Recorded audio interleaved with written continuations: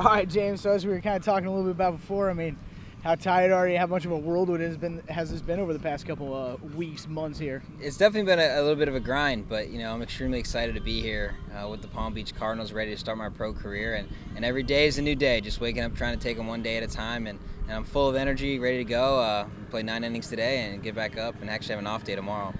And are those still those jitters every time you maybe you get out there? It's a new level, a new place you're playing at. A little bit surprised because I tend not to have those. I think it's more faith perspective stuff, just knowing that God's in control and His plan's gonna prevail over mine. And so it's been very relaxing knowing that I can come out here between the white lines and just play as hard as I can every day, and everything else is gonna take care of itself.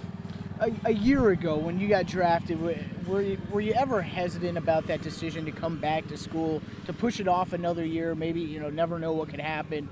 Were you ever hesitant during the year about that decision? After I made the decision, it was pretty easy. Going back to school at Florida State, the support staff I had, knowing that I made the right decision. I felt like I was never looking for something to go my way to say, hey, I got the decision right, but it worked out extremely well, and I'm glad to be here and with the Cardinals organization with a great tradition of winning, and just couldn't be more excited about it. And tell me just a little bit for the next few weeks, couple months while you're here.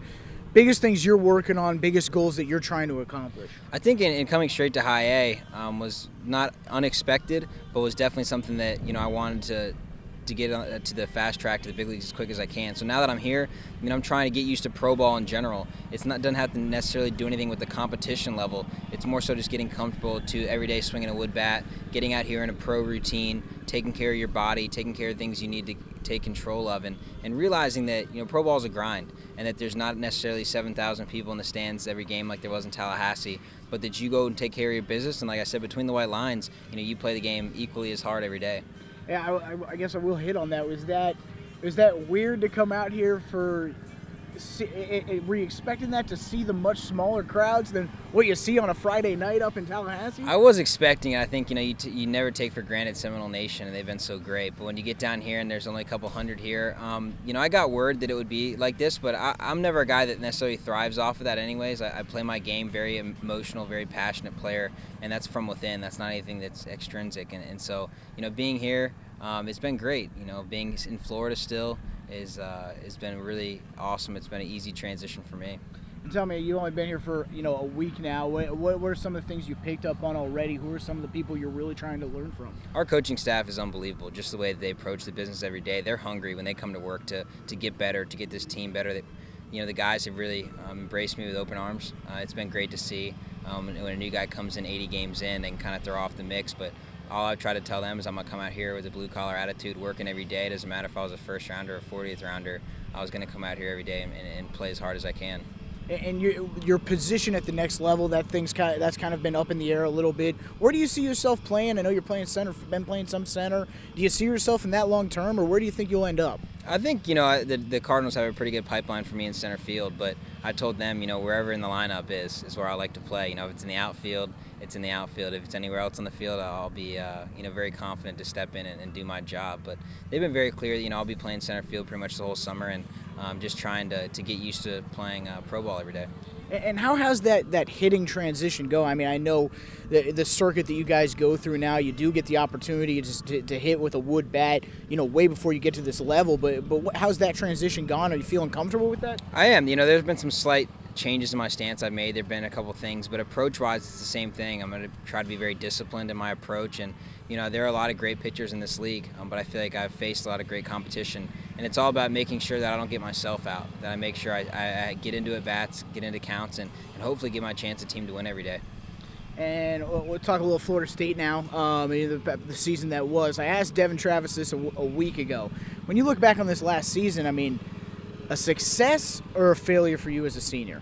I mean, I think it was a success. I think that, obviously we wanted to win a national championship, but we came extremely close, and really just the relationships that you were able to build this year. I think it's the closest team I've ever been on. Guys really wanted the best for the team. There were no selfish individuals, and being able to work so hard from August and finally see the fruit of it and going to Omaha was great. And, I mean, you've been a guy that's been there a couple times now. Has there been another time in your sporting career that's been as tough as not getting there maybe a second time and still not being able to win that national championship? It's definitely tough, but when you're able to, keep a good perspective on it, knowing that, Coach Martin, was well deserving of his Coach of the Year award. We had guys on our team that were awarded for their individual accomplishments, but the Omaha is the end goal. And so once you get there, you obviously want to win it. You want to put yourself in a good position, but the ball really didn't bounce our way up there, and we we definitely didn't get beat very often up there, that's for sure. We kind of gave away some games, but that's the nature of baseball. And so when you're playing in front of 24,000, every mistake gets magnified a little bit. And so there are definitely some things that the Seminole team can draw from going into the next year.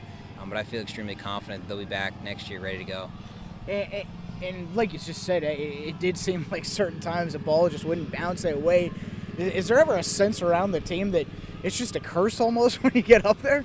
I think we played pretty free and easy. I think we weren't worried about the fact that it was our 20-whatever visit up there, and I think that, we played well. We really did. We had some tough mistakes, and, you kind of just, that's baseball. You go out there, you roll it out there. We fought the whole time. Even in the last game, we got beat 10-2. We played for 27 outs. We did the things that we've always prided ourselves on, pitching, defense, and base running, and, we got on that plane knowing that as a team, we had accomplished a lot, and we were very proud of ourselves. And you've got tell me a little bit about the team coming back next year for them. I mean, they're losing their top 4 hitters, I believe, out of that lineup. What do you see in that team and some of the young guys? Obviously, the pitching is there, but what do you see in some of the hitters that are going to be there next year? I think you point back to the coaching staff. They've done a great job recruiting. It's kind of just all about reloading, and that's something that we'll be very confident. I just was actually texting a couple of our guys. Josh Delph's up in Alaska, Brizuela's down here training in South Florida. Those guys are going to need to take on bigger roles. But Justin Gonzalez is going to be the guy that, I was great friends with for 3 years. I know that he's a man of faith, and he's been working really hard, and things didn't bounce his way in the draft, and he realizes that. And I definitely am going to be there from every step of the way and trying to come back and have a great senior year. Great. James, thanks so much, man. I appreciate it. I really do appreciate the time. Yeah, man.